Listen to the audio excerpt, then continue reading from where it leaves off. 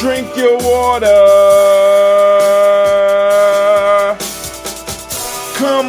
Come on, drink your water. But first, take your breath and drink some water. Take your breath and drink some water. Take your breath and drink some water. Take your breath and drink.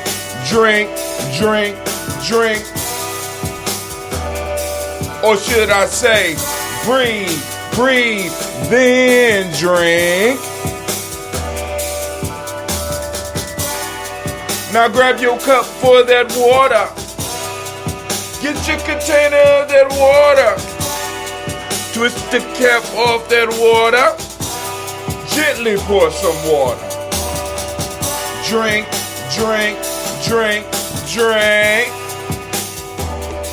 Or should I say, lift, pour, then drink.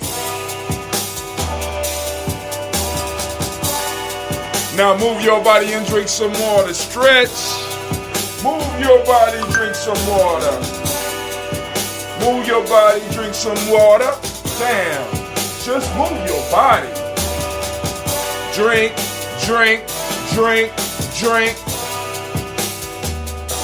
Or should I say, move, then drink. Now raise your cup and toast your ancestors. Raise your cup and toast your ancestors. Raise your cup and toast your ancestors, fam. Just raise your cup. Drink.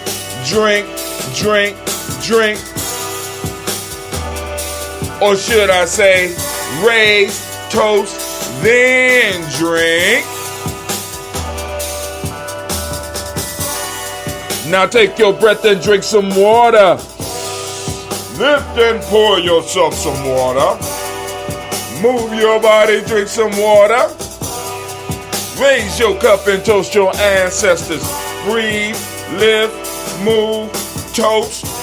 But to stay healthy, fam, remember to practice the 4 pillars. Breathe, drink, eat, move. Drink half your weight in ounces.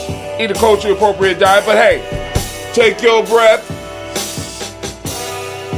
Lift and pour. Move your body. Toast your ancestors. Drink up.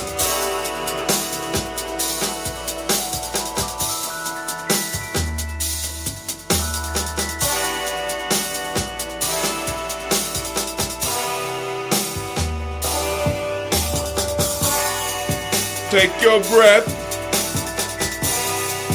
lift and pour, move your body, toast your ancestors, drink up.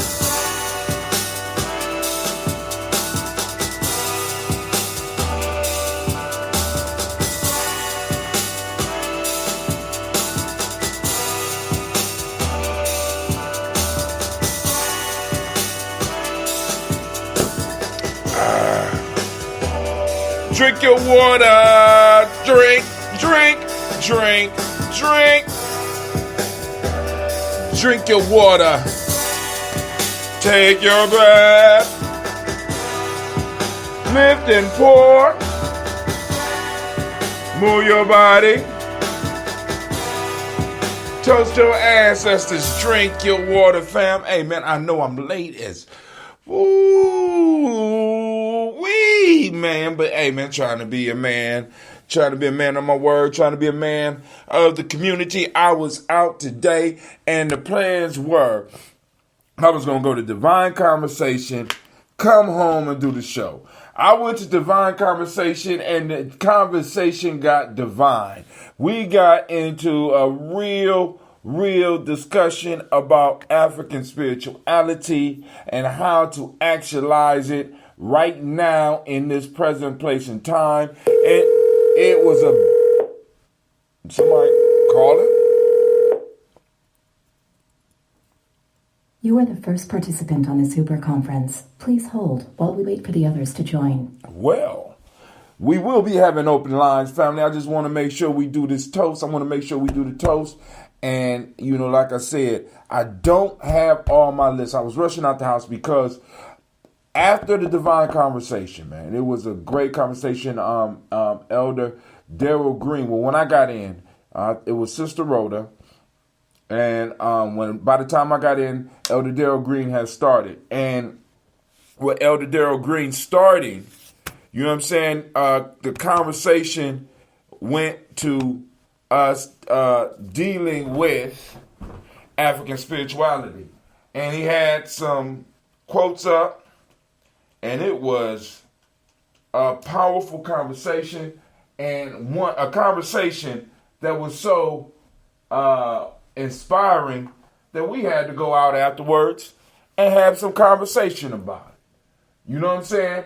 And I was, I said, shit, I got caught up in the spirits. I said, shit, I'm going. He had some quotes. So now it's hot. Now, I couldn't get it to play the music. Powerful. I couldn't get it to play the music. Now all of a sudden, it want to be heard. Ain't that some shit? I mean, but that's life here at Gye-Nyame Journey. We adjust and we make it happen. We make it happen. That's what we do here at Gye-Nyame. And family, I am opening the lines at 614-556-4535. Once again, we're opening up the black line, 556-4535. The black signal has went out. And we want to make sure that we are able to reach all the family. Also, I'm highly inspired by yesterday's shouts out to Shorty. I am how can I put it? I was proud of the market yesterday because of all of the community activities going on. In the gym, we had a celebration given by Council for the young people, and they were able to run through the building and actually run through the gym. Don't let me say run through the building. Run through the gym and enjoy themselves. They set them up a party. They came in, they made it happen, right? They made it happen.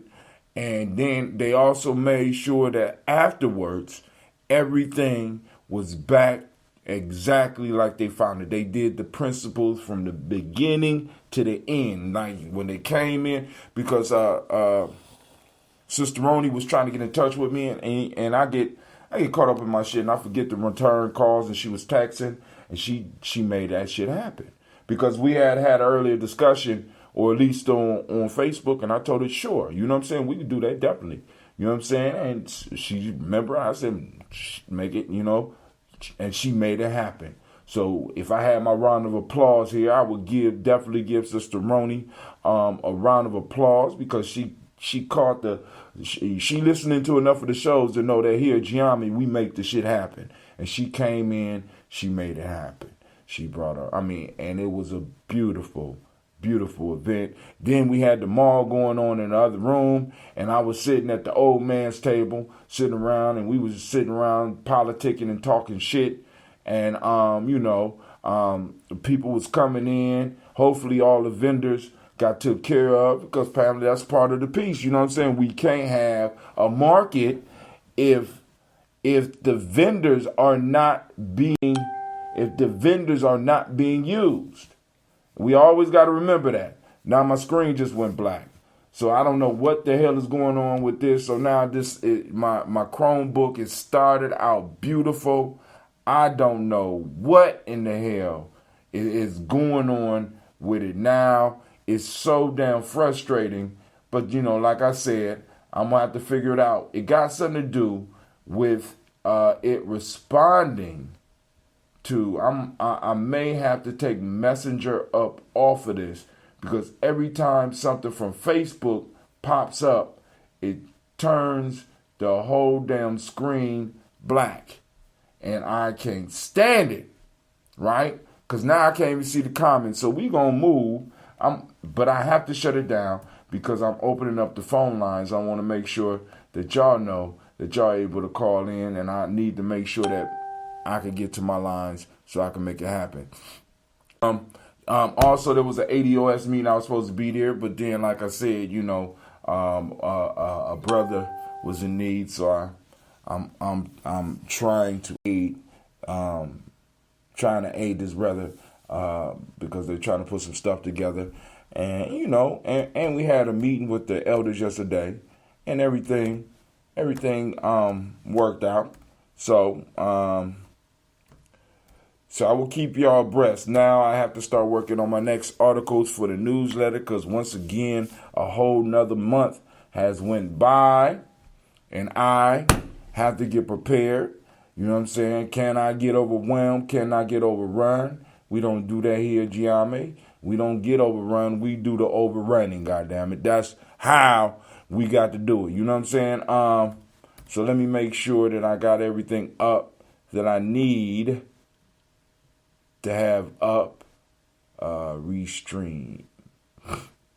I need the restream chat up so that I can see if y'all do make comments while I'm making the toast. Once again, I want to apologize in advance to the families out there, because I don't have my whole list. So some of y'all out there is going to have to shout out your families when I get to that point. Please understand that it's a mistake of the heart, of the mind, and not one of the heart. You understand? So I want to make sure that y'all know that, because I was rushing out the house because I had to be somewhere. Did it a goddamn again. I'm trying not to get mad, family. I really am. I'm getting very frustrated. Let me go. I want to mute all that. Don't want that shit to pop up ever again, because it is truly pissing me off. I don't want no notification from Facebook on my Chromebook. And this probably got some shit to do with the beef. Probably it's some type of beef that we're not aware of that's going on between Facebook and Google. They're always on some shit. They're always beefing. You know what I'm saying? They want to know who gonna control the world, and anybody that gets in their way of controlling the world is a problem. That's how they do it. I'm not mad at them. You know what I'm saying? And just, we should be involved in some of those discussions when it comes to talking about who's going to be running the world. We need to start getting our weight up so we could be some serious contenders for this world title belt. You know what I'm saying? So, all right. Cool. It's catching whatever chats up there. So I have to go and do it from up here. But I don't want to be like Miles Davis and turn my back on the family. As a matter of fact, I won't be like Miles Davis and turn my back on the family. You know what I'm saying? I'm going to do my performance facing you, because I could do the Miles Davis on y'all, turn around and do the toast and shit, and just look up at the camera, you know what I'm saying? Just have my back to the audience, like Miles. But we won't do it like that. We won't do it like that here. You know what I'm saying? Right now I'm in an undisclosed location. As a matter of fact, I want to keep it undisclosed. Let's see. Let's turn it a little bit more that way.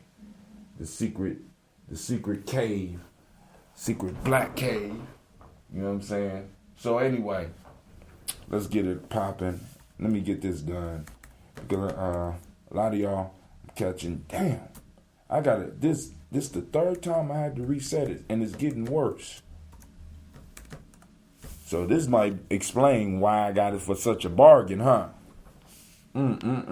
So I might have to go and, like I said, for me to do all this stuff, family, I have to go and I have to experiment with different things. I got to find different things.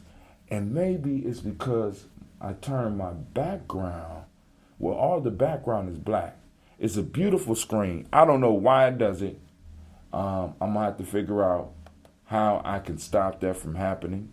And that's what we're going to do. We're going to stop it from happening. It's just that simple. It's just a matter of experimentation. I would still suggest if anybody out there was interested in getting a Chromebook, I would highly recommend it, especially if a lot of stuff you're doing is going to be on the web. A lot of stuff and a lot of conversations that we have are on the web. And let me try to get the Uber conference up before the shit go black again, so that even if it do go black, we can go and still have our conversation, and I could check y'all comments from behind me. All right, everything is on. Let's go and get it. All right, somebody's on the line. So give me a second. I'll be back up. P783, how you doing? 783 614-783. You there? They trying to talk. Oh, hold on. My Bluetooth is not on. Let me get now my Bluetooth is acting up. It just won't stop. All right, here we go. Check one. 783, you there? Yes, I am. Okay. You just calling in to listen, or you calling in to discuss? I'm calling in to listen. Okay, cool. So once again, we running late, man, because like I said, the plan was to go to Divine Conversation, come home, do the show. But the conversation at Divine Conversation moved from APDS to, I ain't gonna give the place we was at free advertising, but it moved to a spot where we had to continue the conversation, and I got to sit down and I got to sup with some beautiful people. We had a lovely conversation, and part of the challenge is when we're talking about the African spirituality, when we talk about our ancient spirituality systems, part of the challenge for a lot of us is figuring out how do we take what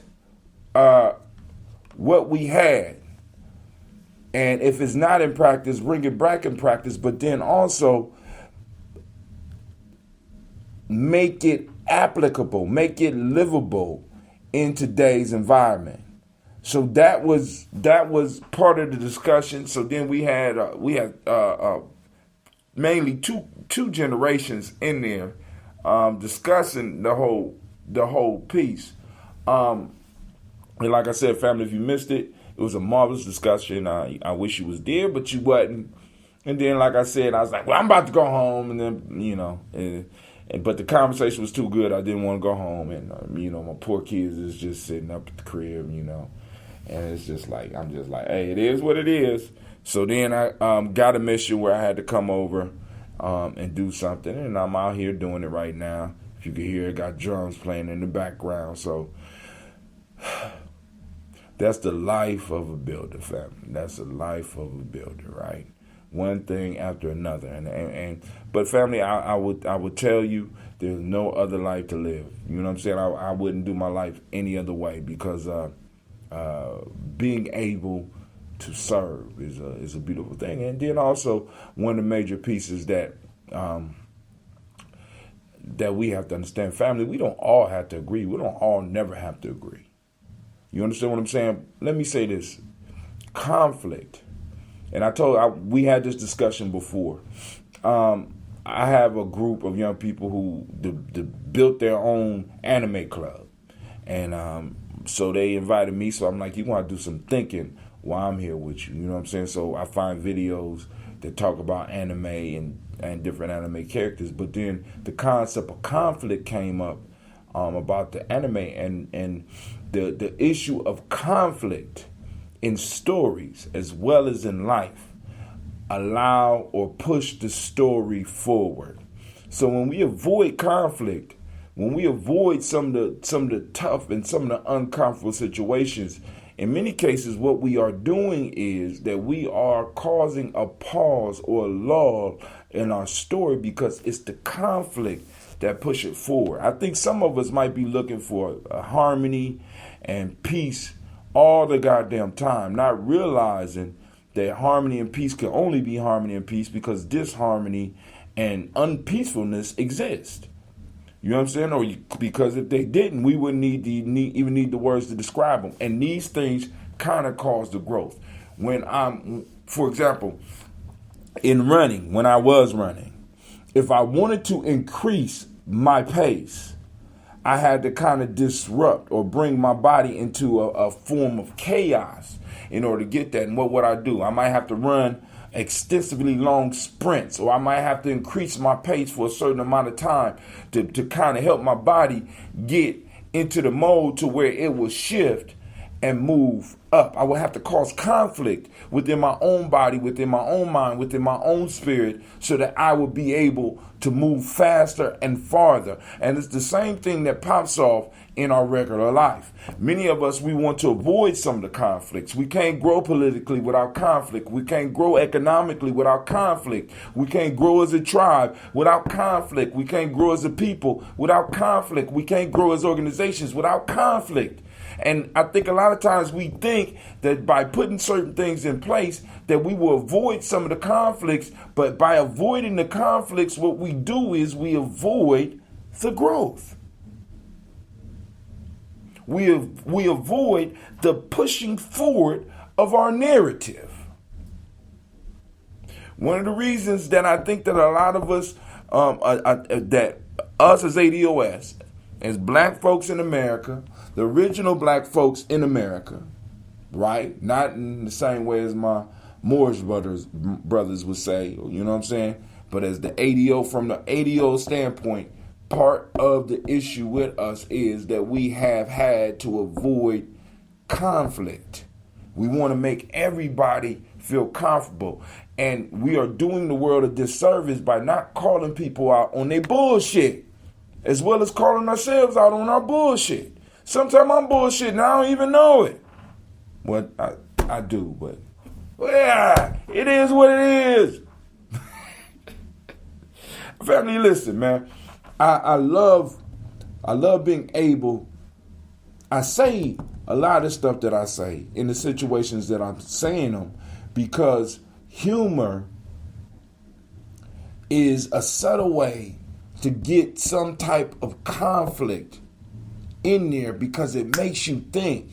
Sometimes we fall into groupthink, and what happens with this whole groupthink thing is we get comfortable where we are. So it takes somebody to come in and piss us off, or to make us laugh, or to kind of switch that off, so that we could go on and have some of the difficult conversations, take some of the difficult actions, have some of the uncomfortable results, and do as we do as a people and make it work and make it happen. Just like I gave the example with Sister Roni. Sister Roni ain't wait around for Brother Hatim to get back in contact with her. We already had our contact. And she said, fuck it, I'm going to make it happen. He don't have to get, he didn't text me back, no. I deal with the shit when I get there. I got my own stereo system. I got everything. She sent me a long list of all the stuff she had. And I'm like, sis, I appreciate you. I'm glad you're making it happen. I don't need to know none of that. You know what I'm saying? Just don't burn down the facility. That's, you know what I'm saying? Just don't break no kids' legs and shit like that. You know what I'm saying? Keep the community safe. Bring people with you. You know what I'm saying? Understand? That's how we got to build, because it's like, because, family, there's nowhere in this country or right now, and possibly in the world, that we can actually have anything move forward that our enemies already don't even know. They listening to this broadcast right now. They listening to the phone call that you might be on right now while you listening to me. You understand what I'm saying? They might be watching you through your damn TV. They might be watching you through your devices. You watching the video that I'm watching, looking at how your eyes dilate so that they can look at you, learn about your and your people's micro expressions, so that they can start telling shit about you before you even know what's about to go down. Oh, some deep shit going on in this world that a lot of us don't know. So obviously my signal is dropping. Okay, let me see. Let me check out the chats. Let me go to the chats. All right, dance party was, thank you. I'm glad y'all enjoyed the dance party. I hope, like I said, family, this don't work if we don't support the vendors. The marketplace depends on us exchanging. It depends on us practicing reciprocity.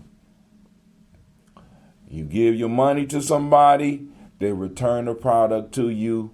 You come back, you buy something else. There's a constant flow going on, or a constant trade. So The market represents reciprocity to us.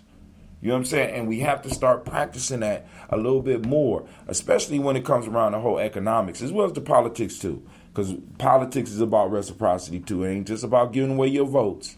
You know what I'm saying? You make yourself a victim when you just give away your votes. There has to be some type of return for it. We got to get out of this. I call it Jesus mode. No offense to my Christian brothers and sisters out there. It's like we act as if it is our role to be the sacrificial lamb for everybody in the world. And that is not your role. That is not our people's role. I just want to be clear on that. That is not what we are supposed to be doing. You understand? You are not the sacrifice for this world and for this world's pride. No.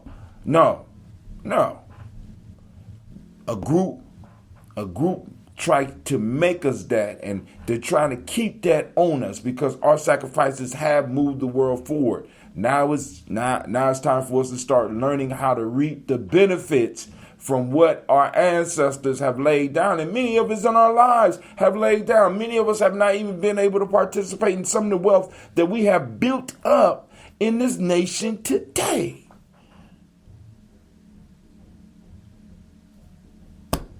Let alone what our ancestors left. You know, and that's, for me, that's where the discussion got to have. But then also in the spirituality, what I want to make sure that people understand is that we got to take care of ourselves first. We got to work the principles and all that shit with ourselves, within our community. My eye don't expand to everybody. And I know that sounds fucked up and scary for some of y'all. But the truth of the matter is, some of y'all practicing my eye with motherfuckers that really don't deserve it. And I know some of y'all be like, but everyone deserve it. That's getting into that universal sacrificial lamb mind state. Now, you and your tribe, if that's the way you roll, I wish you good luck. Because this world is based on finding those lambs, and they gonna slaughter your ass. I'm just letting you know. Because capitalism requires individuals that are either pushed and forced and held at the bottom, or those that are willing to stay at the bottom. Just saying. Lines are open, 614-556-4535, but we about to do this toast. I'm going to run through the toast. I don't have all my stuff because, like I said, after I got done with the magnificent talk at Divine Conversations through the Tyree Village, I went and we sat down, we ate together, we had some more conversation, and then I looked at the clock and I said, oh shit, I'm supposed to be somewhere. Got up, boom, ran out. And I was supposed to be somewhere else. So I want to apologize to the ADOS family because I was supposed to be at the ADOS meeting today, but one of my brothers was in need and he don't know how, he don't understand no. So me and my brother going to have a serious sit down about no. And I like that shit. I'm like him. That's why we brothers, because we are alike in a lot of ways. You know. But no, motherfucker. You know. Yeah, we got to teach each other no. So we gonna sit down, we're gonna have this conversation. You know what I'm saying? But you know, he my little brother, he get what he want when I'm able to give it to him, I'm gonna make sure he get it. You understand what I'm saying? And that's how we supposed to be as a family. All right, so now let me go and finish up this water. I hope y'all drunk your water just because I ain't do the show in the morning. And next time, before I go to Divine Conversation, I will do a quick toast so that we don't have to be catching up in the evening. This is actually the first evening toast, and I don't want to get hooked to this because this might be the trend of the future. Would y'all rather do the toast in the evening? Maybe I need to throw up and ask that as a question. Would y'all like to do the toast in the evening? Would the toast be better for the family if I did it in the evening? Would there be more participation? Now, I know the Black Yoda wouldn't like it, but I could still do something for those early morning toasters. But for those that want to tune in live and have the conversation on a regular basis, would that be something that you could support or that you would be willing to support? A toast in the evening. Because, hell, I could toast 2 times a day. The only thing I need is the support of the people. That's it. You know what I'm saying? Because I'm trying to tell y'all, family, if we serious about us moving to the next level, we are going to have to make sure that we are able to support our own media and some of the infrastructure that is necessary for a group. All right, going back to the definition of a nation, a stable, historically developed community of people with territory, economic life, distinctive culture, language, and common. Economic life. What does that mean? Economic life does not mean that you have jobs provided to your community from other groups. In some form or fashion, I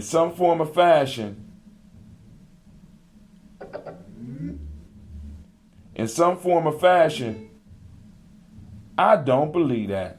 And I'm having, in some form or fashion, economic life means that from your territory. See, because all of them work together.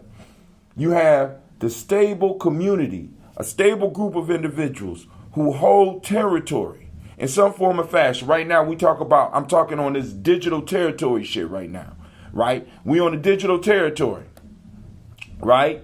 So we control this. Now, from the territory and the stability of the people, the territory provides the ability for the group to develop an economic life. So from the territory comes the economic life. What do you mean, brother Hatim? Before you can actually have a nation, there's certain things that have to be happening from your territory. The people get a territory because the territory provides the economic life. This is why people are willing to die to protect their land, because the land, the territory that you have, develop the economic life. From that economic life come the engines of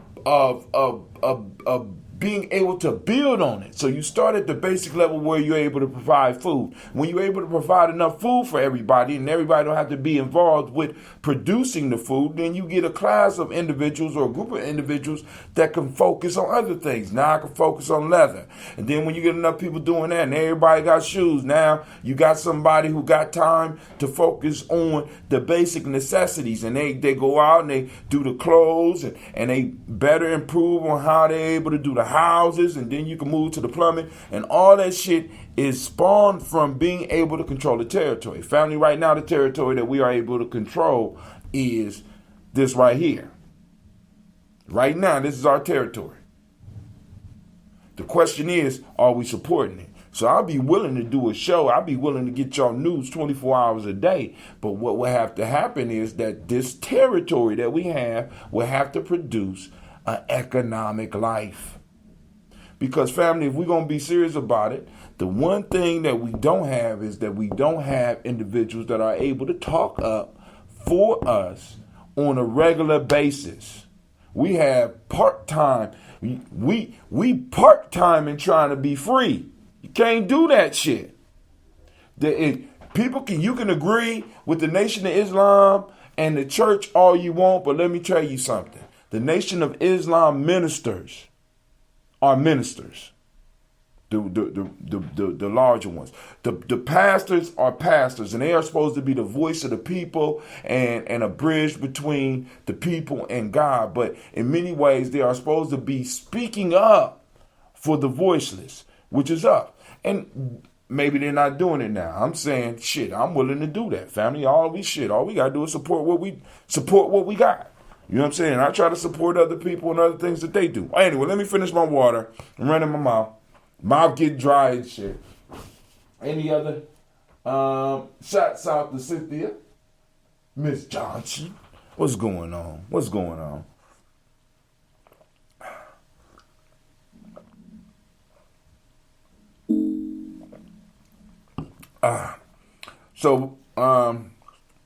Okay. All right, lines are open, 614-556-4535. All right.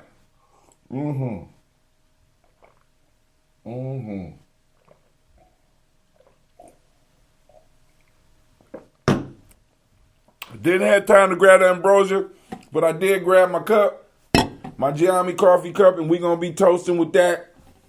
I have, some people say it's a healthy substance. Other people say it's not. I have straight black coffee in here. As you see, I have all 7 of the principles on my coffee cup. And up under there, we got the symbol of Gye-Nyame and the symbol. We got the phoenix and we have the symbol. So we're going to toast with this cup. And we're going to toast to the creator first by whatever name you choose to call it. Creator weighs up our cup.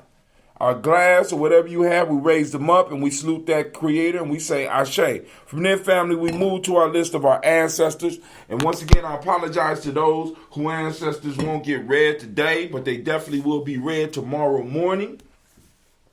Because I don't have my black book. I was in a rush, and I apologize for that because I was trying to get to the school to make sure that I was able to make sure that the commitment that was made for me was I was able to do that. All right, so we got Miles Brown, Mizan, Robert Texas, Davis, Herman Brown, Stephen, Rosalie, Tilly, Georgia, William Walter, Chris Fenner, Gaston, Lena, Chris Fiend, Cleveland, Geneva Brown, Margaret Ellis, Wash Ellis, Cecil Ellis, Avara Brown, Jenny Gaines, Herman Brown II, Barbara 2H, Wash Ellis, Jr., Katie Ellis, Nikki Ellis, Jamon Jones, Jeremiah Tappan, John Falar, Montague Pittman, Nomo X, Pet Mott, Rob, Malika Fakour, Dr. Marianne Williams, Kojo Kamal, Elder Millie Dixon, Tony Clark, Pastor Yusuf Weston, Elder Ajani, Elder Ron Coleman, Elder Robert Donaldson, Alfred Brofro, Hector Jr., Jay Edwards, Carlisle Harris, Grace Lundy, Inez Harris, William Bill Moss, Phyllis Rose, Sterling and Lucy Wright, Derek L. Pullin, and Luxor Brother, Miss Eda Brooks Crawley, Miss Marie Nelson, Mr. Patrick Crawley Sr., Miss Jerry Brunson, Mr. Lance Johnson, Miss Marie McDowell, Janice Foster, Charles Jordan, Gil Smith, Walter Smith, Richard Trigg, Francis Johnson, Mary Franklin, Jimmy Williams, Daniel Ford, George Gibson, Nana Loretta Clark, Inez McCrae, Fritz Clark, Frankie Justice, Katie Justice, Derek Ritterman, Virginia Rogers, Reverend James Smith, Lois Henderson, Calvin Spratling, Mary Elizabeth Walker, Rain Walker Sr., Sarah Jane Carter, Michael Ford Jr., Kellen D. Russell, Susie B. Smith, Teresa Clay, Melvin Darrell Hodge Jr., Herman Copeland, Mildred Copeland, Jenny Clayburg, B.D. Sarah Weller, Vita Farmer, Agoso, Sue Shell, Harvey Aunt Charmaine, Aunt Evelyn, Dildis Hasbury, Harvey Hasbury, Senior Linda Dixon, T.C. Islam, Terrell Dunbar, Will Thomas, Sarah Berry, Mark Walsh, Merle B. Thornton, Pearl G. Thornton, Alice Johnson, M. Carter, Joanne Thornton, Erica Tricia Lewis, Juanita Wright, Robert Wright, George Wright, Mary Eliza, Frederick Davis, Mary Elizabeth Rogers, Mary Esther Keechler Reese. Let me keep that right there. Boom, let's move up just a little bit. Yep. I got to do it all on screen. And I lost my place. Linda Watson Hammonds, Jarrell Giles Watson, Sparrow Slimmy, Severn Lewis, Andrew Holmes, Pearl Moore, Percy Moore Jr., Mitchell Owens, Booker T. Bowden, Charlie Hunt, Sammy Stover, Heater Pearson, Sturgeon Thornton, Richard Thornton, Lavinia Hall, Freeman Bankster, Mary Moss, Ophelia Peacock, Willie Thornton, Napoleon Kennedy, Mark Ramsey, Paul Ramsey, Matt Ramsey, David Ramsey, Charles E. Thornton, Frankie Quells, Urania Thornton, Bernice Quells, Ernestine Jackson, Frankie Johnson, Teresa Mormon, Leon Johnson, Charles Bell, Vivian Ramsey, S.C. Johnson, Dear Rita Johnson, Leon Johnson, James W. West Sr., James Parham, Dana Jones, Henry World, James Farmer, Mary Chavez, Leon Grace, Bessie Johnson, Haley Levester, Mary Moreland, Paul Moreland, Elder Caleb, Rosemary Martinez, Amateur Wellman, Fred Douglas Triggs Sr., Thelma Triggs, Thomas and Lula Berry, Lacey Ellen Ohio, Frank Russell and Davis, Fred Douglas Triggs II, Vina Triggs, Reverend Eddie Moore, Helen Fuller, Eugene Jackson Sr., Rich Ellis, Silas Alexander, Charles Maxwell, Percy Alexander, Arthur Reynolds, Stanley Lockhart, Ricky Lockhart, William Lockhart, Woodrow Lockhart, Brenda Porter, Deacon Hargrove, Carlos Sawyer, Andrew Parker, Doris Donald, Ellis Murphy, D'Amico Russell, Dillimon Aries, Gina Root Jones, Jana Callahan. On to the next page. Where you at? Bow. There's the next page right there. I need to bring it up to 100%. Bow. There we go. So we got William Walter West. Let me get it just right. William Walter West. Nigel Parrish, Elder Besigi Fulani, Jim Robinson, Gladys Johnson, Valerie Clark, John and Mary Sullivan, Dirk Johnson, Antonio Johnson, Delise Waters, DeFridas Hines, Inez Bostic, Edna Bostic, Winifred Scannerberry, Wilson Haley, Emma Hines, Phyllis Lee, Eugene Spratling, Calvin Spratling, Charles Wooden, Penny Brown, Roy Lee, Print Up Jr., Miriam Johnson, Will Belong, Maya Catney, Janice Carter, Michael Carter, Leon Pina Carter, Margaret Carter, William Carter, Lisa Jordan, Charles Lee Mosley, Dorothy R. Blair, Ransom Evans, Sr., Sam Evans, Sr., Nate Allen Barrett, Sr., Edward Stevens, Sue Ann Stevens, Joe Davis, Timothy Butler, Gene Holmes, Dana Jones, Peter Charles, Christy Nichols, Cardinal Robinson, Rosemary Charles, Ada Pearl, Bob Ingalls, Jack Wallace, Warren M. Finch, Warren P. Finch, Tim Ingalls, Audrey Finch, William Billingsley Jr., Jennifer Sensabaugh, Hazel Gatson. Let me get back. Boom. Where we at? Hazel Gasson, Jerry Brantley, Brian Watson Jr., Kaniko Parsons, Jason Kathy Bradford, Thomas Bradley, also known as Uncle Buki, also known as Gypsy, Reverend Roosevelt Word the First, Stage Trice, Frank Smith, Mother Bertha, Michael Leonard, David Brown, Ruth Brown, David Brown, Ruth Carter, June Cox, Ruth Cox, Paula Cox, Ronald Urban, Judy Hubbard, Irene Johnson, Francis Booth Jefferson, Dan Wilkinson Sr., Emma McClendon, Jerry Doyle, Mina Robinson, Mary Nichols, Patricia Williams, Shabaka Teray, Greg G2 Gibson, Donna Hill, Richard Gleavis, Lee Irby, Tommy Irby, Void Irby, Jim Gaucher, George and Hallie Johnson, Archie and Margaret Armstead, Diane Scott, Erica Armstrong, Claire Fox, Gene Evans, Archie Beck, Anna McGill, Charles McDaniel, Christine Cottrell, Aunt Becca, Alice Arnold, Arthur Arnold, Hattie Reed, Charles Reed, Eulyn Andrew Baker, Patricia and Edwin Brooks, Gwendolyn and Bob Hatch, Kimball Vernon, Bradley Kim, Janie Harritel McKay, Spencer Sturgis, Sally Mae Baker, Ethel Baker, Creola Baker, Geneva Baker, Aaron, Nino Baby Hatch, Senior, Mally Miller, Housley Hatch, Dad Cleveland, Mother Gibson, Alex Nixon, John Bowie, Lester and Rachel Saunders, Dorita Ross, Viola Ross, Robert Nelson, Francis Stevenson, Leroy Stokes, Neely Johnson, Fletcher Swan, Maddie and Charlie Scott, Ida Casey, Thomas Cofer, Vivian Stevenson, Mona Ann Lewis, Cornetta Lyman Lewis, John Jackson, William Dallas Lewis, Mary Frances, Chappelle Jackson, Michael Slade, Joanne Perkins, Richard Jackson, Martha Ford Dawson, Big Mama, Nanny Harris, Eva Ford, James Harrison, Margaret Towns, Mary Williams, Leroy Q. Heath Sr., Albert Moore, Miss Vanilla, Albert Motley, Geraldine Elizabeth, Douglas Thompson, Earlton Houston, Lud Oz, Elijah Oz, Jerome Oz here, West Staten, Joe Jamel Oz, and Pierce, Donald Carter, Lily Green, Nathan Green, Beth Bond, John Dewey, Ruth Beard, Tim Butler, Remy Laura Newton, J.B. Foggy, Thomas Newton Sr., Baba Naeem, Jeanette Sanders, Jerry C. Sanders, Roy Pruitt, H.J. Brantley Sr., Henry Wilson, Rufus Jenkins, Minnie Wilson, Catherine Sanders, Muriel Ellis, Elizabeth Sanders, Henrietta Irby, Mildred Armstead, Margaret Armstead, Catherine Anthony, Ruby Brown, Charles Walker Sr., Charlie Walker, Cecil Russell, Diane Irvin, Hiram Phillips, William Ford, Margaret Logan, Phyllis Barnett, Lee Irvin Sr., Michael Irvin, Ozella Watson, Hugo Watson, John Caldwell Sr., Robbie Lee Caldwell, Nevaeh Mitchell, Ron McCormick Sr., Sabrina Easy, Rashawn Easy, JaVale McCormick, Barbara Ann Reed, Dorothy Ann Reed, John Reed, Shekamaha Reed Jr., John Reed Jr., Patricia Reed, Edward R. Benson Sr., Ethel H. McNair, Lois Fernandez, Jacqueline Broadus, Reginald Oliver, Mazarine Cooper, George Swan, Imani Grayson, Charles Scott, Charles H. Scott, Michael Morgan, Charlene Morgan, Sybil Edwards McNabb, Annie Ferguson, William Ferguson, Shelby McClendon. Then we have Joella Giles, James Carswell. We got Elder Shaka McNair. We got Liberta Adams, also known as Aunt Sis.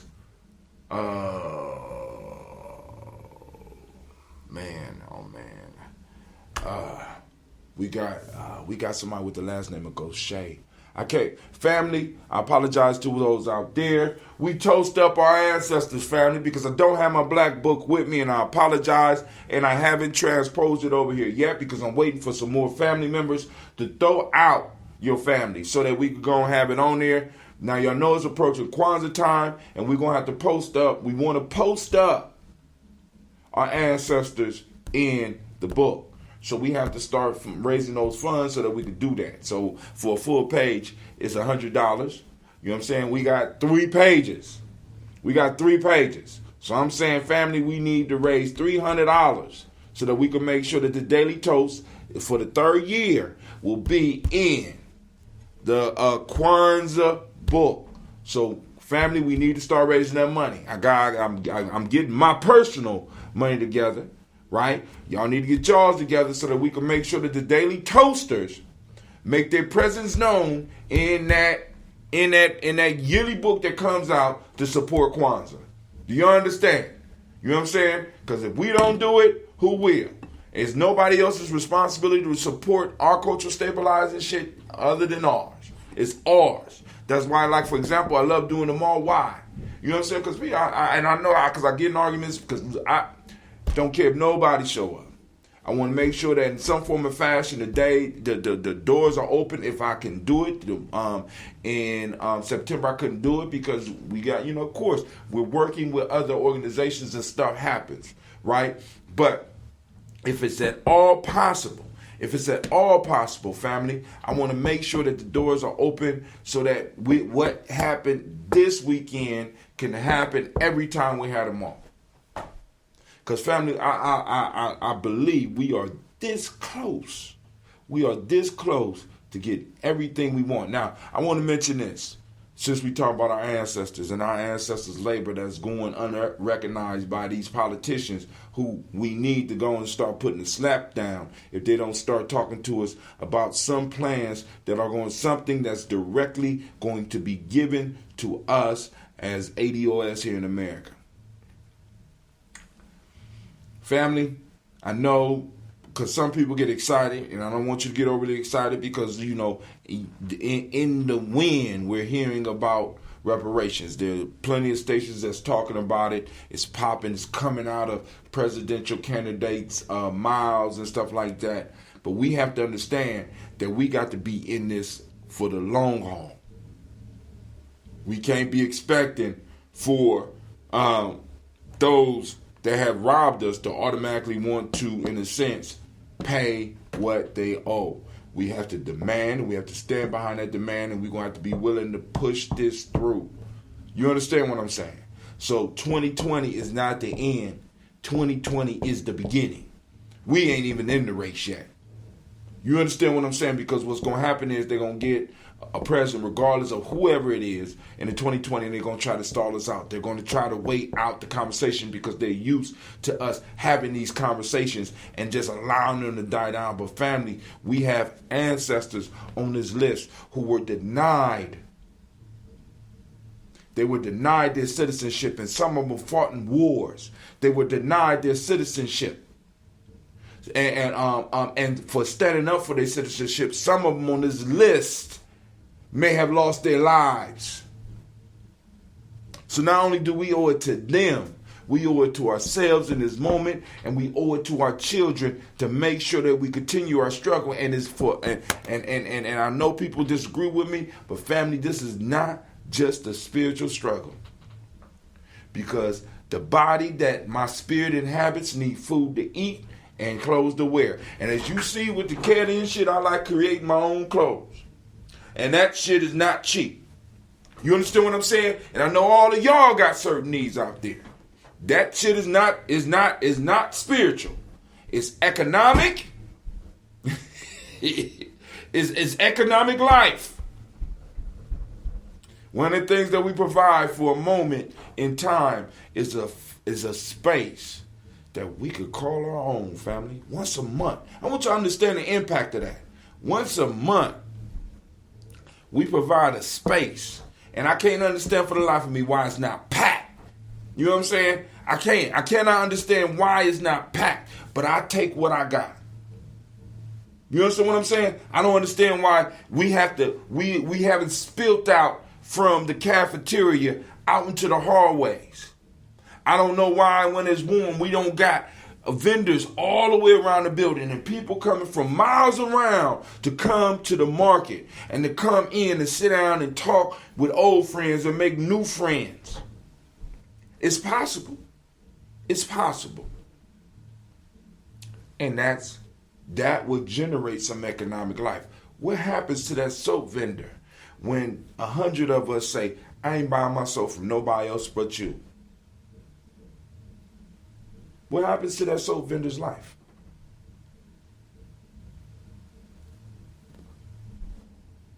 When we decide as a people, certain staples we will refuse to go to Kroger's for.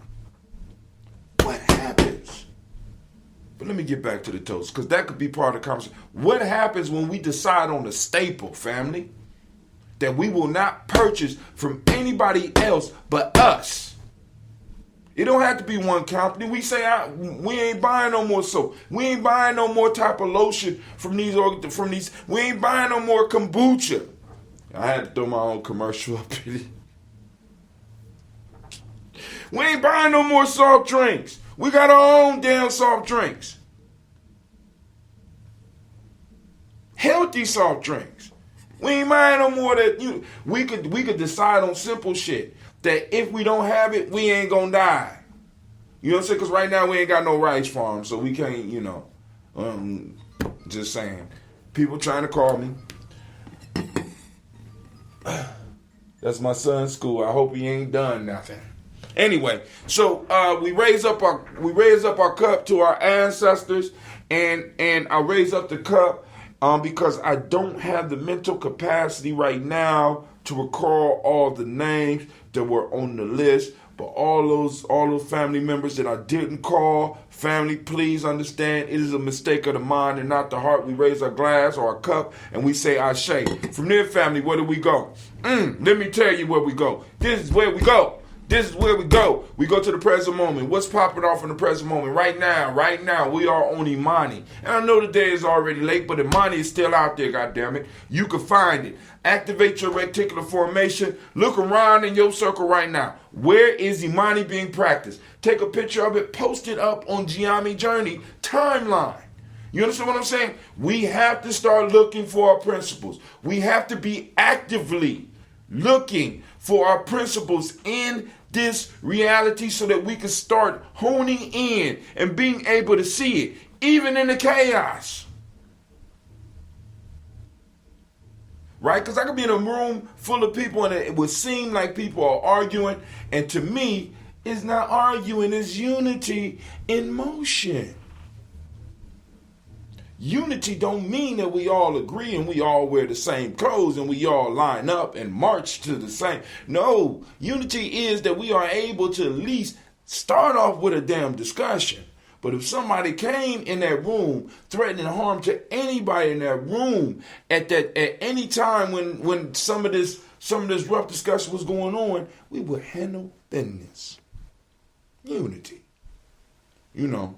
But anyway, so we raising our cup to this present moment. Where are we in this present moment, brother? I tell you where we are.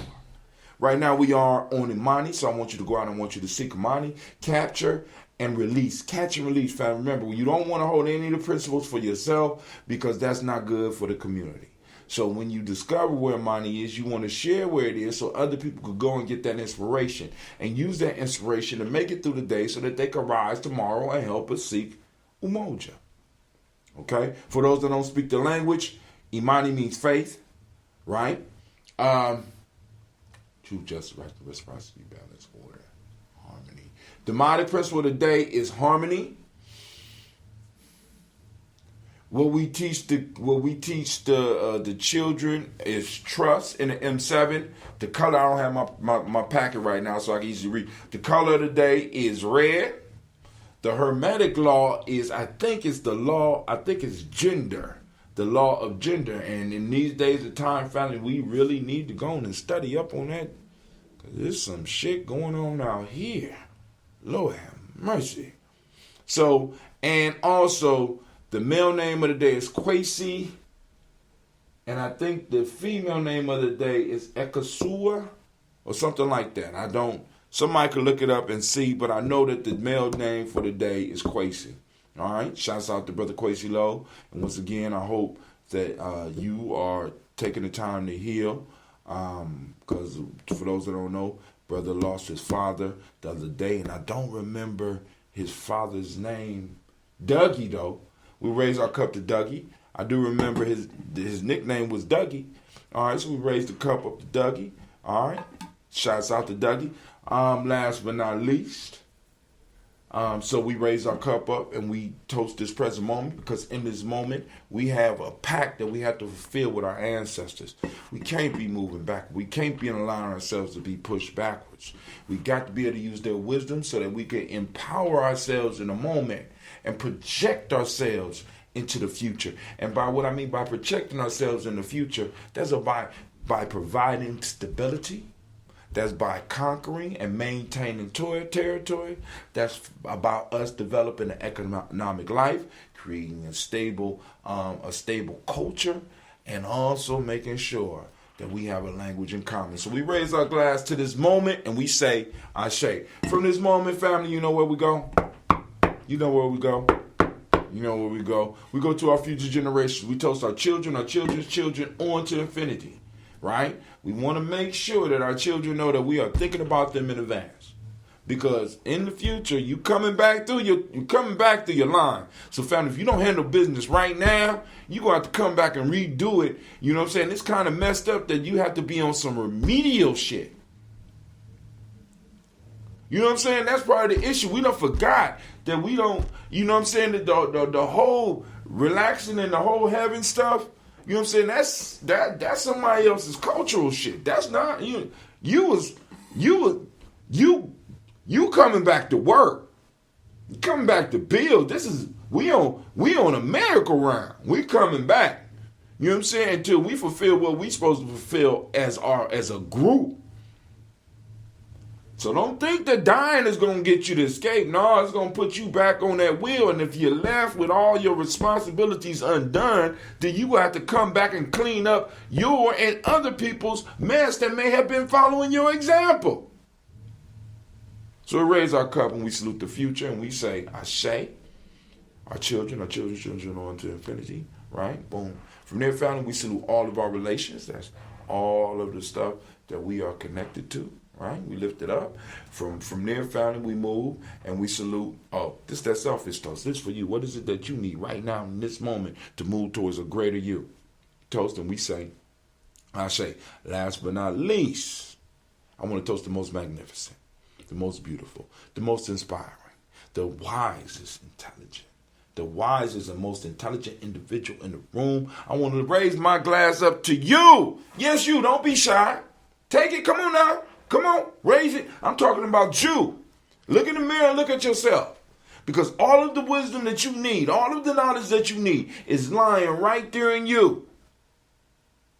My man said, my fault, that's Miss Cynthia Johnson. She said, we don't die, we multiply and come back. You understand what I'm saying? We don't die, we multiply, we come back. You know what I'm saying? And the only problem is we forget that we come back. We get, you know what I'm saying? We kind of get lost in all this shit. This is designed to keep us confused. And as long as we're confused, they could take advantage of us.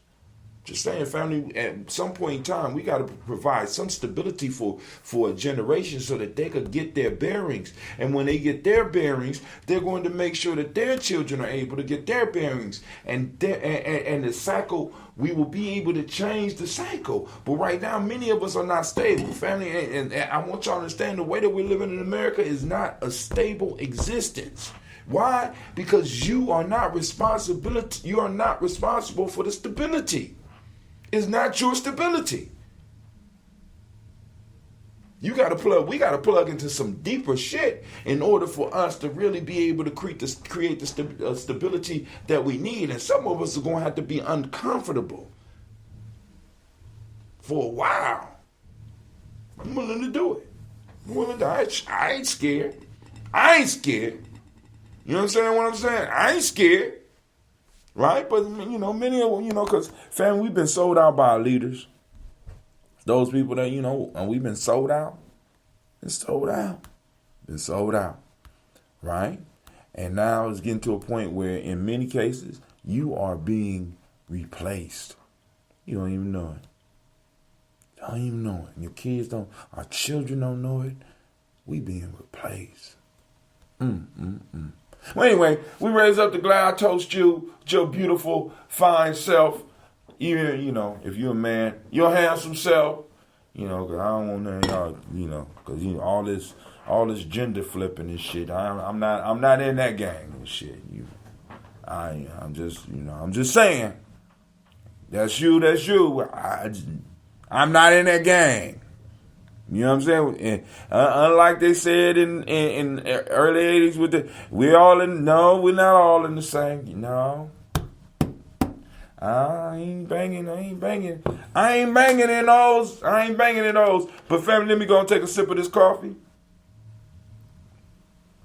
Lines open, 614-556-4535. Once again, the number is, and I'll type it in so that you can get it. The number is 614-556-4535. Check it out. Boom. Also, while I'm waiting for some call-ins, if we are going to have some call-ins, and you don't have to call in. You can just type your questions or comments in, and I'll go and make comments on what I see. But also, for those out there, check out the G&J. Free G&J e-course. You can support us by participating in this. Simple click.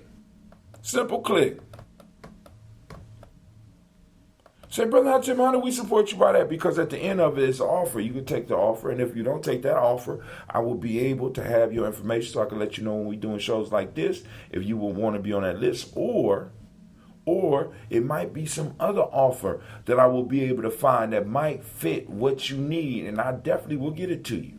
You understand what I'm saying? Because my job is to look out. I'm looking for books. I'm looking for all types of information that could change our reality.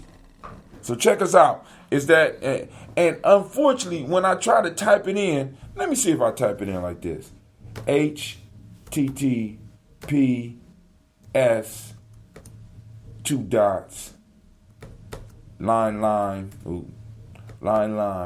free GNJ eCourse.com. Let's see if it.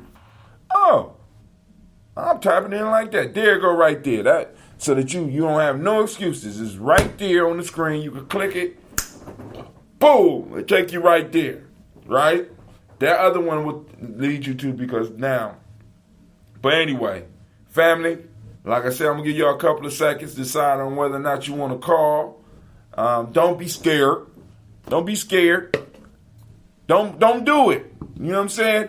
Call in. Let me know what's on your mind. Let's rapitates about it. You know what I'm saying? You seen the Dolomite movie yet? You know what I'm saying? You got any questions or comments on your mind? Anything that you want to share? You able to do it right here. You understand what I'm saying? That's what the Gye-Nyame journey now. But do understand, if you want to comment, we're going to have a conversation about it. So if you can't be questioned, don't call me. Don't call me.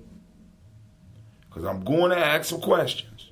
Now, some people might, you know what I'm saying, but that's how it goes. And the object is not to make you feel threatened. The object is, one, to model, because when I'm doing some of these interviews, not today, my children are around. I don't just, and then on top of that, I have other young people that might be watching, I have a responsibility to those people who tune into me on a regular basis. I can't just let some stuff go through without possibly asking some of the questions that pop up on my mind, because if they popping up on my mind, it's a good chance that it might be popping up on my family's mind. And a lot of times, we allow people to come into our community and feed us some shit, right? And we don't even ask for the recipe. Because it's not right. It's not right to ask the questions right now. I remember back in the day when we used to have to do campaigning so that we could keep funds coming in for some of the nonprofits that I worked, that people would want to send us out. They'd take us off the job and they would send us out. They would send us out to go and put up cards, vote for issue whatever. You know what I'm saying? Go out and vote. You know what I'm saying? We need to support this issue. There's issues. You know what I'm saying? And the question that, and this is when I first learned about politics, and it really rubbed me the wrong way. We were being told to go out and pass out the cards, but the question that one person asked was, well, what guarantees do we have if we are able to get these cards out about the funding? Oh, we don't have no guarantees. What? You know what I'm saying? And that's when, in a sense, I started noticing the disrespect for our people when it comes to the political process. They don't have to promise us nothing, but they could work us. You know what I'm saying? They could give us these little jobs as individuals. And this is where our spirituality go wrong too, because we look at our spirituality as an individual thing. It's not. I know that's going to fuck some of y'all up. In our tradition, you know what I'm saying? Your salvation didn't lie in necessarily what you did alone. I'm just saying. See, right now, many of us have been allotted the ability to honestly believe that we are rugged individuals. Because that's what America was built by, rugged individuals, right? Do your research and find out how rugged these individuals were. These motherfuckers was propped up, and it's a myth that has been fed to you. Because even West Asians in America don't practice rugged individualism. They talk that shit. Why? Because they want people, or they want their competition to believe that you can get out here and do all this shit by yourself. But let me tell you something. From somebody that's been out here swimming and been getting bit on by the sharks and the small ass piranhas that's swimming in these waters. These motherfuckers working together. I'm just saying. Right? Because it'd be like, some of the issues that pop up, like, we'd be like, hey, man, is nobody stopping us right now? Family, do you realize that in order for me to even get doors to open up so that we could do a market, I have to have insurance, which means I got to have some money. Right? Y'all do understand, right? You know what I'm saying? Do y'all know that it costs money to run these nonprofits? Supposedly? To even get them running? Do we realize the amount of money, the amount of wealth, the amount of income that it requires for us to do just these basic services? Right? You know what I'm saying? We talk about schooling, right? But, a part of our textile is going to the school system that is educating our children, not for our success, but for the world's success. We allow that shit. One day our children are going to be sitting around and laugh and say, they used to, you know what I'm saying? But the point that I'm trying to make is that it's so expensive for us to do the basic services for ourselves. And that shit is by design. Do you know how much insurance and how much shit you got to have just in order just to run an educational institution? Insurance, the taxes, all this, I know you're like, brother, ain't no tax. Okay, cool. Whatever. But the expenses for us just to operate in basic business push many of us out.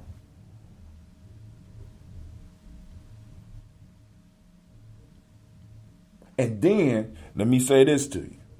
Then the fact that manhood in America is not really manhood, it's maleness. Right? Pale shadow. You know what I'm saying? Right? So all one of my sisters got to do is be mad at me, and she could take it to the real man. Because we're not seen as men. So even if she don't like my business, or your business as having the audacity to be a black woman to try to stand up on your own, they will take it to the real men and women in America. Because they don't view you as that. Right? I hear a lot of motherfuckers talking about, well, the service is horrible because motherfuckers be hungry. They might be poor. They might be struggling. They might got all types of stress that's around them. You know what I'm saying? Because we just experienced that today at the unbeknownst restaurant. At first, I wasn't going to tip the sister, right? But then Brother Lumala, checked me on that. Then he didn't tip her. I love my family, man. Listen, wait, I'm just saying. But he made a valid point. I said, cool, because I'm boom, because I understand, boom. So I leave the, little bit of money I got, I'm going to leave a tip. But anyway, we're suffering. And it's hard for us to even start shit. And then when we have that group of individuals, and if you're in this group, I'm not apologizing. We have this group of individuals that will say, if we just pull our money together, we could change everything. Now, family, let me paint a picture for you.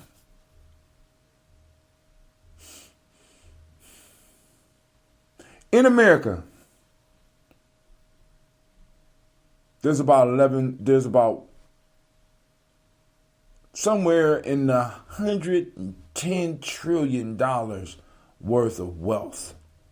Now, and I want you to understand is that a majority of the businesses that we look at, that really become successful are built off of wealth. I just want to say that. Not salaries. Salary is not wealth. Salary allow you to do good for a short amount of time, then they can come in and extract with the extra fees that they charge you for. With the fees that they charge you for being black, by the time you get old, all that shit, all that good living that you was doing has evaporated. Witnessed that shit myself.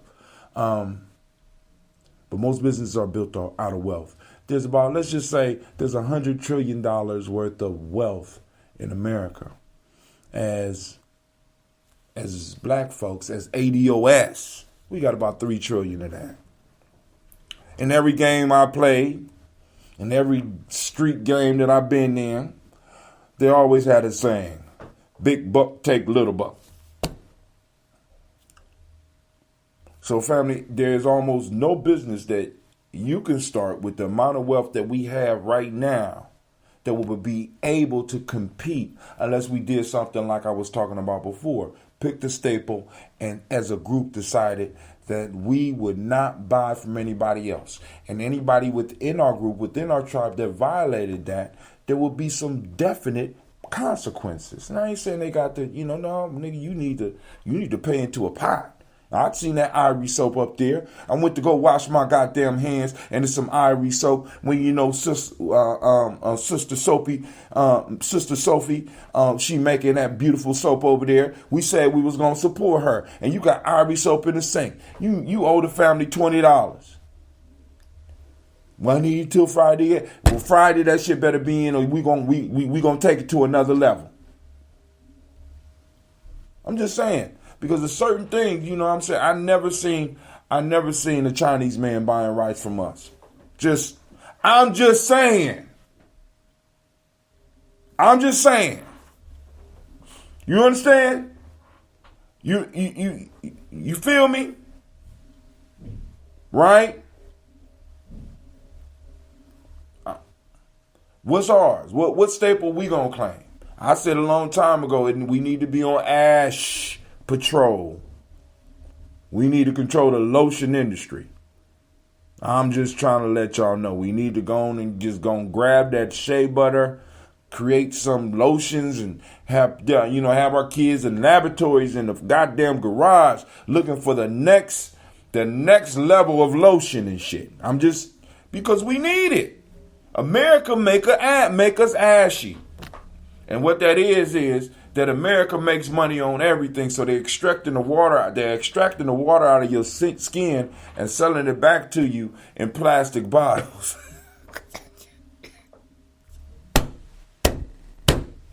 Y'all know that was a good one.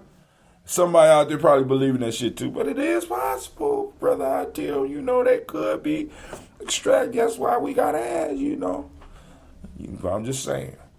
What is the staples? Every culture, every real community has a staple. And you be like, Brother Hutchin, well, what about Bexley? What's their staple? Well, what staples them is the fact that they are able to pay property tax directly to their own township. Come on, family. The game is real. And we being played. Right? And I want y'all to think about this.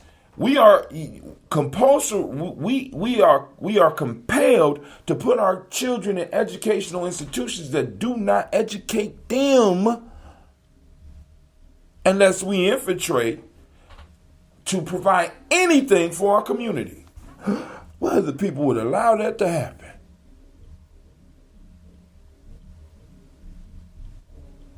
Like I said, anything that we get good at, there's new rules on that shit. New test on it. I'm just telling you from my experience. And I know some people's experience is a lot different than mine, because some of y'all are, because obviously when I be talking to people, y'all doing well out there. Some of y'all be balling. You know what I'm saying? Y'all don't got car payments, y'all ain't got house payments, y'all ain't got the day-to-day struggle to make sure that your lights is on. You're living the American dream. You got the white picket fence, and you got all the dashikis that you can have and shit. Y'all living the American dream. Y'all sitting on about $60,000, $70,000 of liquid cash, and you able to invest. Because this is how I'm feeling when I'm talking to some of y'all. And when and according to what some of y'all children is telling me, y'all just, so maybe because one of the things I brought up in the meeting today is I want to make sure that, is it me that's crazy or is it us that's crazy? Because if it's me, I can isolate myself. I could go on and I can seek the help that I need. You understand? I can seek the help that I need so that I can get healed, right? So I can learn to see the world for the way it really is. But when I look at the numbers and I look at the history and I really start using some of the tools that I have to look at the history and not just going from some shit, well, we ain't did this and we ain't, no, family, no. See, you're looking at history wrong because there is nothing that your people have not tried to make it work here in America, including escape and fight. We escaped, fought, built, got burnt down, attacked, fought back, got burnt down again, fought back, then got red zone, and then in the red zone, your ass ended up getting what they call it, intimate domain, where they able to, I'm saying it wrong, where they come through and they just take your shit. Is nothing that we have not done. And I get so frustrated when I'm talking to my people and we sit up here and we talk as if we just been laying around for the last 100 years waiting for your ass to be born to come up and say the shit that you saying. And you don't even know that what you're speaking is blasphemy against your own ancestors. Let me say that again. You don't even know that you're speaking blasphemy. To think, see, it sort of reminds me of how when I really start studying slavery and I really start thinking about some of the dumb things that I said and some of the dumb things that I heard about slavery. Like, you be sitting with a group of dudes, man, I wish somebody would hit me with a whip. I would have kicked his ass. I'm like, what makes you think that you are more a man than your great-grandfather? What could make you think that you come from a people so trifling that they just laid around for the last 400 years and ain't did shit? I know that ain't what you mean, but that's what you saying. And that's what I need y'all to understand. This is what be coming out of our mouths. Family, y'all get caught up on that Block Wall Street shit. Go into the cities where you are right now. Look at where the expressway is. Go to the library and see what was there. That's all I'm saying. Prove me wrong. Prove to me that I'm wrong. Prove to me that there has been more shit that we done started more black towns than a little bit. Building them from absolute nothing. Where they at? Oh, we told our children, you need to do better than us because the American dream knocked them on you. You need to go get it. And we go get it and we still chasing it. Many of us don't even go home. Many of us don't even go back and visit. Because we thought that we were supposed to escape. We have been taught that we need to escape from ourselves. As if where many of us live was, because all of us didn't come from war zones. I didn't come. There was some shit going down, but I ain't come from a war zone. You understand what I'm saying? So we need to, family lines are open 614-556-4535. I'm trying to give you an opportunity to come in. Come and prove me wrong. Come and talk me down. Come and tell me that I'm crazy. I need to know. If you love me, you'll tell me the truth. God damn it. Am I wrong? I don't know about what, but you know what I'm saying. I mean, if we put all our money together, we could just buy freedom. Come on, fam. You did that. You did that shit. You did it. Didn't work. See, because check this out. Uh-oh. We got the first person call in and be like, bro, I think you're crazy. Go ahead, caller. Let me know I'm crazy. Can you hear me, caller? Or they might just be calling to listen. Just let me know, brother. Come on. Call in 614-556-4535. I dare you. Call me and let me know I'm crazy. You know what I'm saying? All we gotta do is put our $3 trillion together of wealth, and we'll be able to just change the world. Come on now. Call in. Call in with your economic skin. Come on. Let's look at it. Let me ask some questions. Come on. I'm just saying. Because my issue is family. I don't want to destroy hope. That's not why I'm here. In my teachings, in the lessons that I have. Oh, is somebody calling in? Who that? You there? Can you hear me?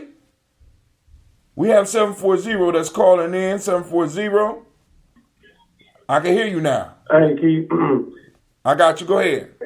Yeah, you're just choppy on my end. I don't know if you're allowing me to talk or you asking me am I there? Long time no hear, man. How you doing?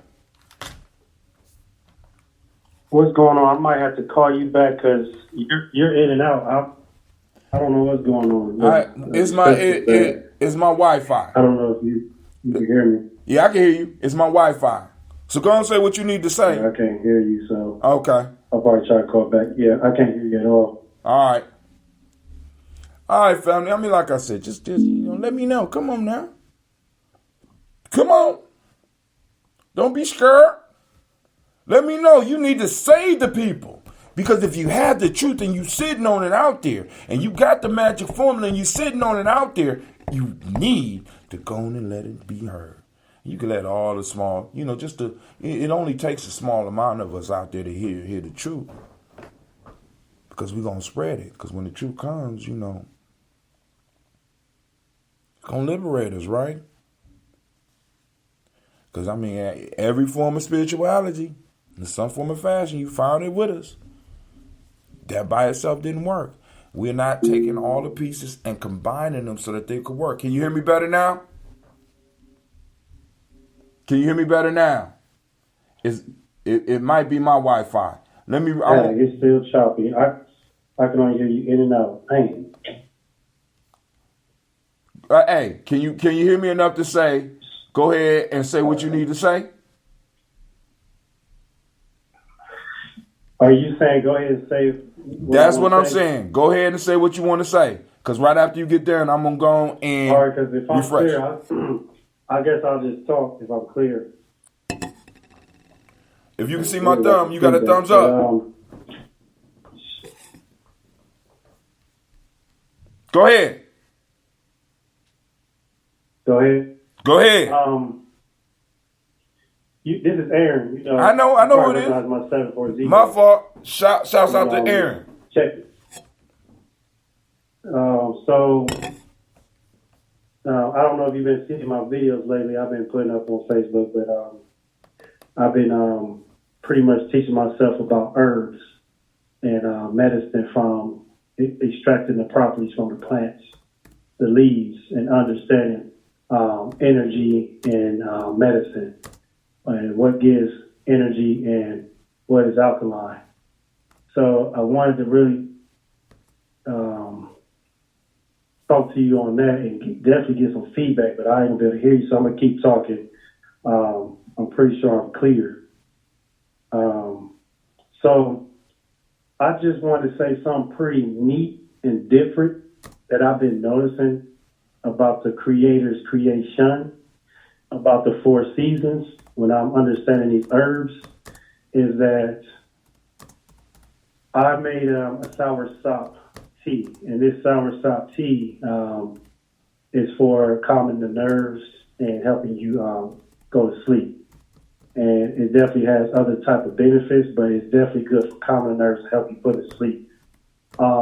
I've been dealing with the moringa, creating a tea out of that, extracting the properties out of that. It's high in potassium and iron.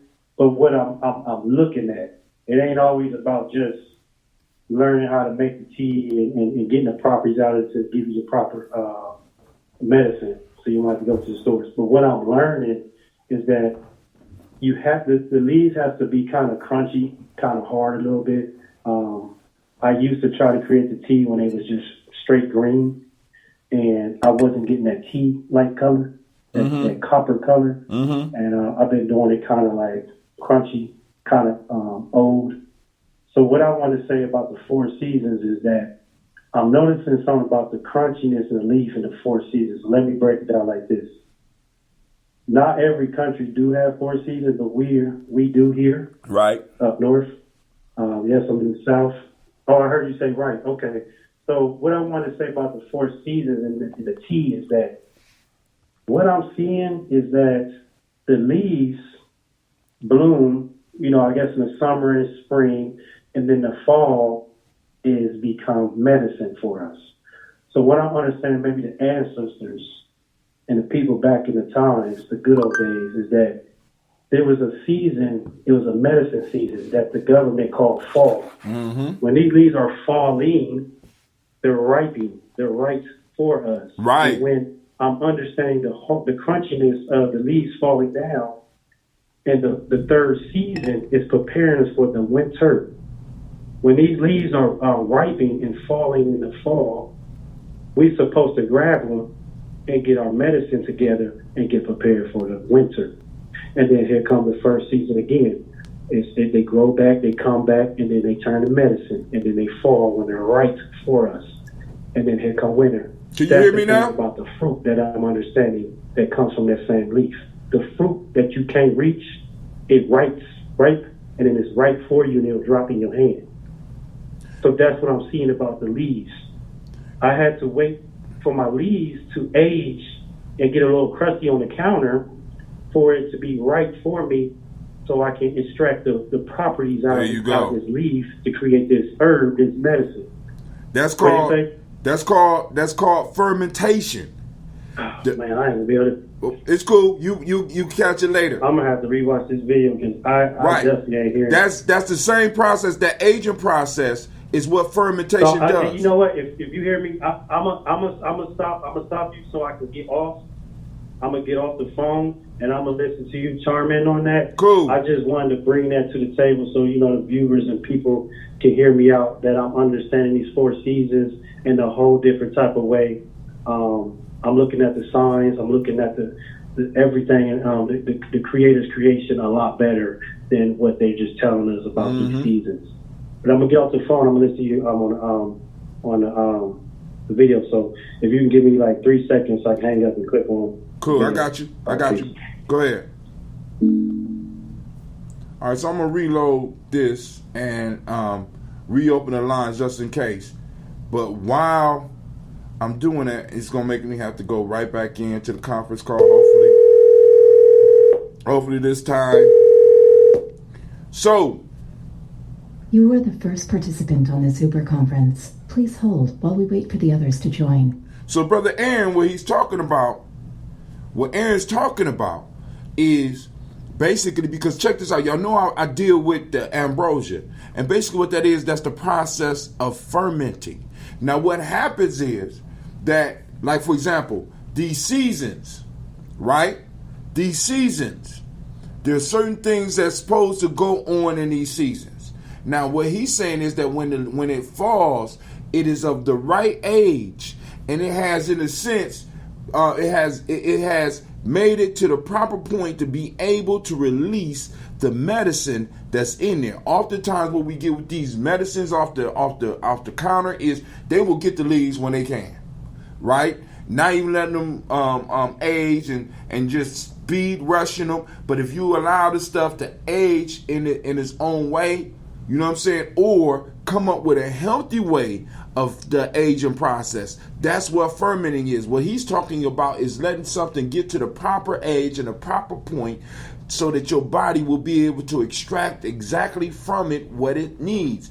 That's basically what we talk about with this when we talk about making this ambrosia. You understand what I'm saying? Everything has a season. This is when you look in all of these scriptures, this is what they're talking about. Everything has its season, right? But because we are living in a modern time where I could speed drive some shit somewhere or have it trucked somewhere, we'll take it at any given time. This is another reason why I'm not in a hurry to start shipping that ambrosia again. One of the reasons is that I would rather have other people in cities where there's enough people in there to start producing the product that I have. Why? Because it's based on honey. And the one thing that I know about honey is that the bees go out and they live in the dust that are in the areas of the people. So when you get these healthy honeys and you get the Monaca honey and it costs you all this money, family, let me tell you something. Let me tell you, let me hip you to the hustle. All right? I just want to hip you to the hustle. Manuka honey is good in Manuka, wherever the hell that is. But when it comes to Columbus, Ohio, that shit is just sugar. Why? Because the same shit that's in that environment over there is not affecting you right here.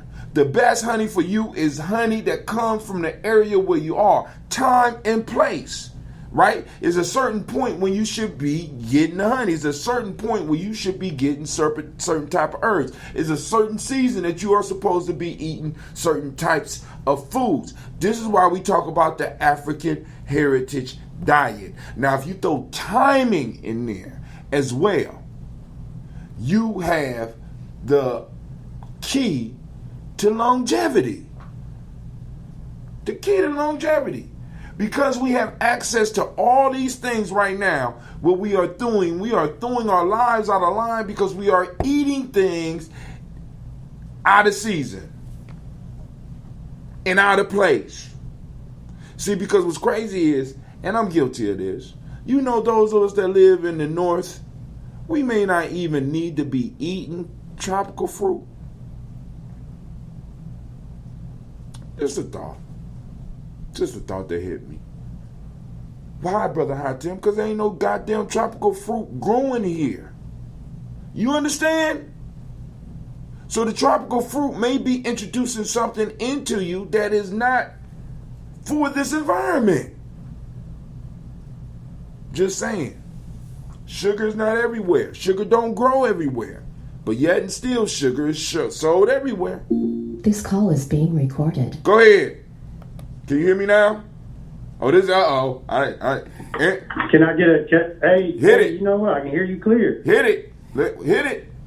Hey, man, you went in. What's up? To the call, to the viewer, Brother Hakim, I think his name. Yeah, you went in. You hit it round the nail. Even though me and you wasn't vibing together and communicating together, you understood what I was saying. That whole balance. We are not eating in the right season, and you hit it on it right now. We're not patient to understand it's not there yet. It's not there yet. But they have a humongous season that the Creator created for maybe, I don't know how long fall might be, I don't know how many months, but it's 90 days. Season where it's time to gather. Each season is about 90 days. If you look, our ancestors, we had charts. It's 90 point each season, because you got to remember each season is about 3 months, so it's about 91 point some odd days, but it's a specific amount of time. That's good. That's enough time for us to take our time to travel on foot, or how we ever used to get around by the rivers. It's enough time to get it together, to extract it, to create, to store it. You got it right. It's all about the balance of understanding the seasons and the signs. I wanted to touch up about the water because, I don't know if you remember, I'm a chemist at my job. I clean water. Right. So I learned something about the water that I had an aha moment. And I was staring at these chemicals at my job when I was cleaning these diamonds. And I said, I think we was lied to about boiling water. And it's not no thinking no more. I know we've been lied to about boiling water. Hear me out. I was saying I think we was being lied to. Now I know we was lied to about boiling water. We cannot boil out the chemicals, the fluoride, out of our water because chemicals have a boiling point. That's right. And the boiling point, see, hold on. Go ahead. So water only gets to 100 Celsius, but it's the chemicals that we got to understand they have boiling points. So when they toss off these cartoons and these movies while they're out in the forest and they're boiling, you're not boiling out shit when it comes to chemicals. You're not. It's the organics that you may have that you're boiling out, but you are never going to be able to boil out fluoride. You're never going to be able to boil out magnesium and lead because their boiling points is up in the thousands. So here's the thing. What is the best water to have? Filtered water. It's a micron size. We got to get our micron size together. Your hair particle micron, your hair is around 60 microns. And I was telling people we need to get our filters back to around 1 microns to 5 microns to 10 microns. We have to get back on the filtering water and not the actual, what other waters is they? They got the spring.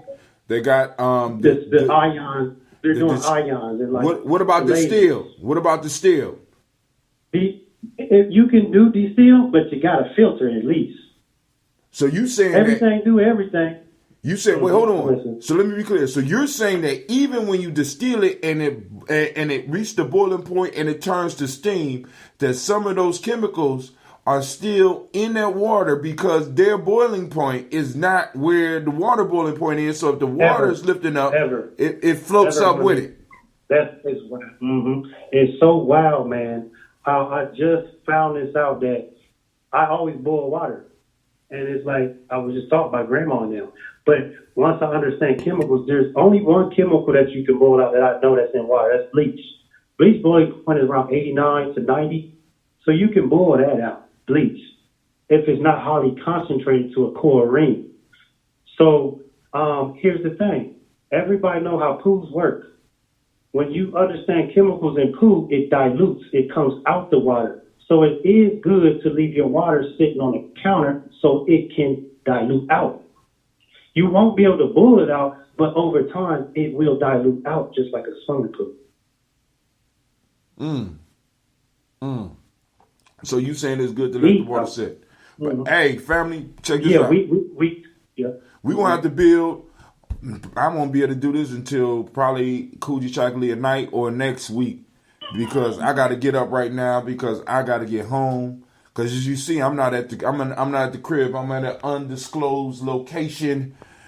I'm at the Black Cave. Hold on, Cynthia Johnson. Question for Aaron. Hold on. I'm sorry. Here we go, Aaron. Does boiling intensify or make more harmful? That's a great question. She says, does boiling intensify or make more harmful unhealthy elements in the water? Do boiling pretty much concentrate as like making it more harmful to us? Right. Not at all. So okay, cool. So all I know is that there's two type of ways we are boiling wrong. You got stainless steel pot and cast iron, and the actual called Teflon. Teflon is not the way we should boil our water because it actually slides around like grease. But the stainless steel, when it hits the metal, it actually burns. But the cast iron, boiling water in the cast iron, it hits that cast iron, it actually burns on there, the chemical. But the Teflon is not good for us because it just slides around at the bottom. Okay.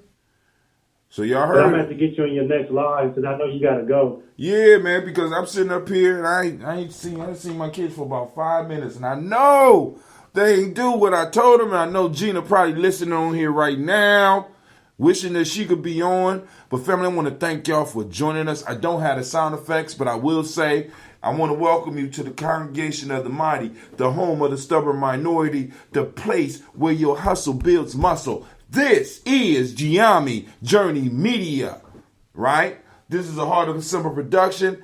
This is the Daily Toast, and it's the late Daily Toast where we had an opportunity to talk. I want to thank Brother Aaron for calling in. I also want to thank Mama Lona for calling in as well. Then last but not least, we strive to blow up your old paradigms. And speaking of blowing up paradigms, there was an elder that called in last week, and I just want people to understand.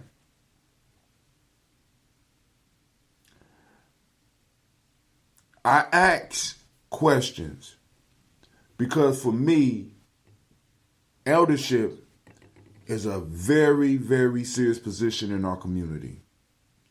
So when a brother calls in and says that he's a chief elder, we have to ask the question so that we can, I ain't gonna say we, maybe you don't, because maybe elder is just something that you could say. But for me, when you throw the word chief on there, I have to ask the question because the word chief and the word elder has a cultural significance to me, right? I know individuals that have been recognized in their tribe and in their nation as chiefs, literally, right? And I know individuals who have been recognized by their tribe as elders. You know what I'm saying? So when you put both of those together, because in the community, when I see somebody older, regardless of whether they've been initiated or not, I respect them as an elder. If they're older than me, I respect them as an elder. Boom, I'm going to respect you as an elder. But when you throw the term chief on there, Brother Hatim has to ask the question, family. Has to. Now, it's coming back to me that some people felt that I was kind of disrespectful. I'm looking out for you too. Because what starts to happen is if anybody could call themselves anything and take on any title that they want, what's real? What's valuable? Right? You know what I'm saying? And I meant no disrespect, but I wanted to be able to identify if that's who you are, then that's what I'm supposed to be calling you. But if I can't find that, and then I know some of y'all heard the shock of my voice when brother said he was 58, 59 years old. I said, okay, I could dig it. But let me see, let me look. And for some people, I guess they thought that was disrespectful. I meant no disrespect. But what I did mean was respect for you and respect for my shit. Because for me, for example, for me to become a community elder, there's certain steps I have to take here in Columbus because there have been certain traditions that have been laid down other than me becoming 55 and 56. I'm about to get off the air. I know, I told y'all. You know what I'm saying? There's certain steps that I have to take. But in Gye-Nyame